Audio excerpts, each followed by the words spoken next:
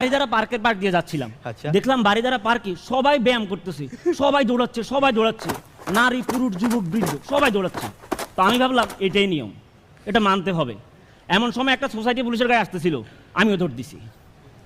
আমি রিক্সায় ছিলাম। ভাই আমি নিয়ম মেনে চলি। হ্যাঁ আচ্ছা, ঢাকা শহরে বাসা খুঁজতে গিয়ে দেখলাম সকল বাড়ির সামনে লেখা নিরাপত্তার স্বার্থে আপনার পরিচয় দেন, সব বাড়ির সামনে লেখা। হ্যাঁ। তো আমি ভাবলাম এটাই নিয়ম, এটা মানতে হবে। তো আমি ডেলি 50-60 জন সিকিউরিটি গার্ডকে আমার পরিচয় দিছি। আমি যাত্রা বাড়ি গেলাম, দেখলাম লেখা বাড়ির সামনে নিরাপত্তার স্বার্থে সিকিউরিটি গার্ডকে আপনার পরিচয় দেন। তো আমি বললাম আঙ্কেল ইমার্জেন্সি কথা আছে শুনেন, নিরাপত্তার স্বার্থে। জি বলেন। আমার নাম জাহিদ, আমার বাবার নাম শাহাবুদ্দিন, আমার মায়ের নাম মরিয়ম। তো এগুলি বলতেছেন কেন? আমি বললাম আঙ্কেল এখানে লেখা আছে নিরাপত্তার স্বার্থে সিকিউরিটি গার্ডকে আপনার পরিচয় দেন।